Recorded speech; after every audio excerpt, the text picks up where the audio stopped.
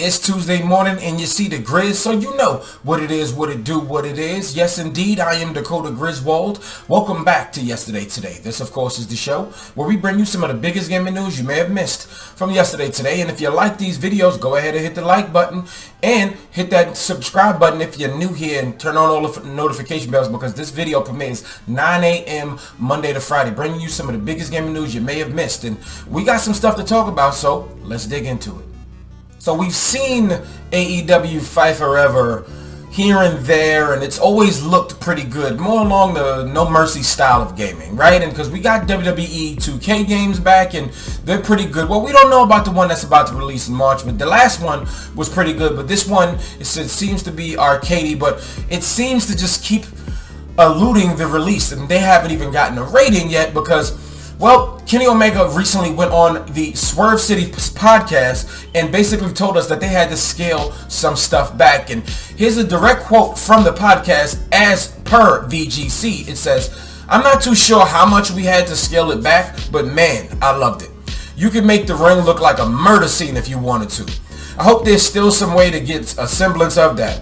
I hope we haven't dumbed it down too much." Now, honestly, if you look at some of these earlier clips, there was a lot of blood. They was having these lights out matches and stuff like that. But if you're a huge wrestling fan like me and you watch AEW, it's like they bleed every week on TV. Especially Jon Moxley, was the best wrestler in the world. Anyway, he bleeds all the time. Hangman, he's bleeding all the time. Maybe not Kenny Omega and the Young Bucks, but those two dudes, and also Bryan Danielson, always bleeding. So there was blood is actually pretty important, I guess, in the AEW field. To let you know these are battle-hardened warriors, and the video game seems like it's not going to shy away from it. So I hope that it still looks, well, it's kind of iffy to say, but still pretty violent in a sense, but also still a very fun and very good wrestling game. So Atomic Heart has officially come out today, the Soviet Union style first-person shooter that actually also resembles BioShock, and it's made by Moonfish. This is pretty much the first game they've ever made together as a studio, and well, it's not as high of a rating that I hoped it would be. It's sitting at a pretty solid mixed rating at a 74 on Metacritic, and it's 18 positive, 7 mixed, and 1 negative. And we're going to go from the best review to the worst review. So we're going to go for the 95 from Gaming Trend, and it says, 2023 has already been strong with Game of the Year contenders, and Atomic Heart is another one of them.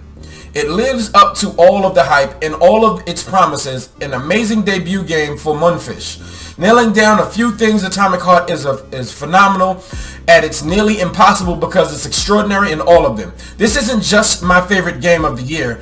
It might be one of my favorites of the decade. Now that's really a huge saying, but now we're going to go all the way down to Twinfinite, and it says, despite what is a promising combat formula as well as supporting systems behind it when it comes to skills, crafting, and upgrades, there are also several equally frustrating aspects of it that hold that game back.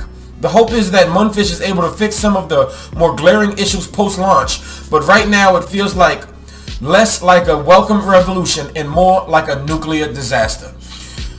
Now this is, okay, we got it. It's mixed to say because while a lot of people are saying that there's a good game here, a lot of others are saying it is a buggy mess. Now I remember when this game went gold about a month or so, and they said they were working on those last minute patches. I'm hoping that a patch went out today because I haven't cut on my Xbox. Of course, I'll be playing this on Game Pass, but hopefully it gets released out today.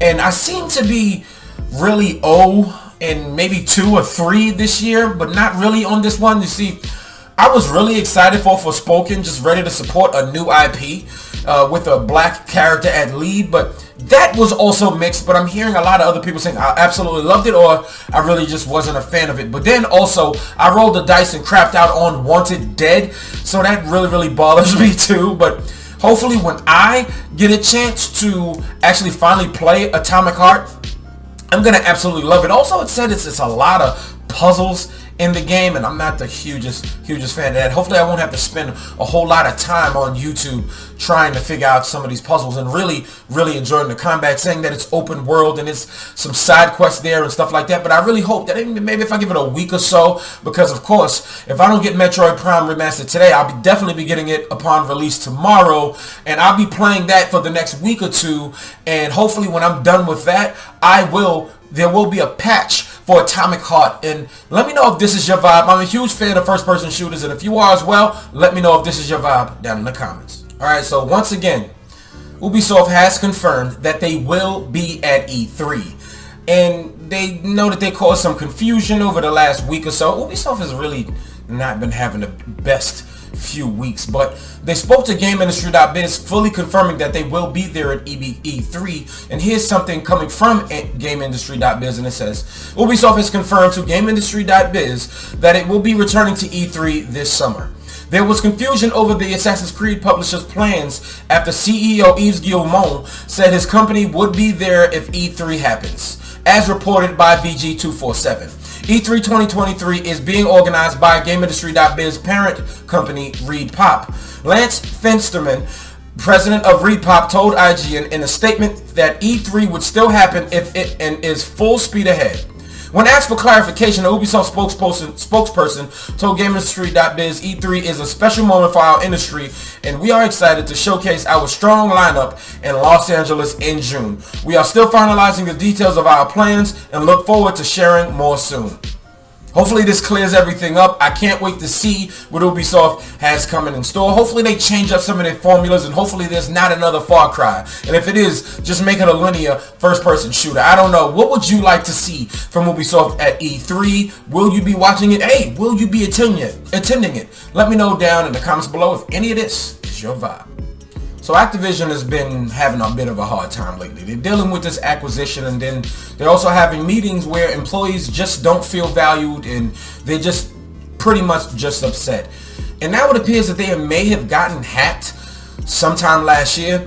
And coming from Game Rant, who pulled this from Twitter, from a popular account where basically they get malware and source codes info and stuff like that. And well, I'm going to read it straight from Game Rant, and it says, as per VX Underground, a platform that collects malware source codes and leaked documents, Activision suffered a data breach on December 4th, 2022. The attackers had allegedly compromised a high-ranking employee's account to gain access to sensitive documents, including Call of Duty content, plans dating to November 17th, 2023. Accordingly, the franchise's upcoming seasons will reportedly kick off with Season 3 taking place between March 18th and May 15th, followed by Season 4 May 15th to July 16th. Season 5 from July 16th to September 15th, and Season 6 from September 15th to November 8th. Now, this isn't something you ever want to happen, but right now you're doing this, and it appears that y'all would be under a microscope because they're in the middle of an acquisition, in the middle of a deal, and, well, I mean, when you're the biggest video game release of the year, it sells just astronomically every year, you're going to be under target. And maybe this is people trying to make an example, trying to find a job. I don't know. This type of stuff happens. It's sadly common in the gaming industry, but I don't know what to make of this, and I don't know if I want to see Call of Duty get leaked or anything, but it's just, this stuff is always interesting to see where it goes. And I still say take this with a grain of salt, and we'll see as the story develops. Let me know what you think about all this in the comments below. Alright, y'all, that's a wrap for today. Let me know what you think about everything down in the comments below. Well, we finally got a chance to hear a little something about AEW Fight Forever and why it's been taking so long. And are you excited for this game still, even though it's been taking so long before we even heard anything about it or seen anything else about it? And what about Atomic Heart? Are you going to still play it? I mean, it's on Game Pass. Why not? And maybe you were thinking about purchasing this on PC or the PS5, and are you still going to do it? Seeing these reviews? Let me know down in the comments below. But just talk to me if you know anything about these leaks and why Ubisoft is just reconfirming that they're going to be so.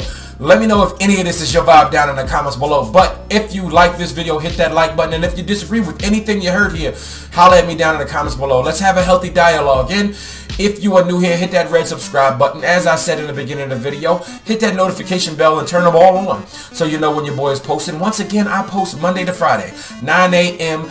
every day. So you get the biggest gaming news you may have missed from yesterday today. Thank y'all so much for watching, and this video is finito.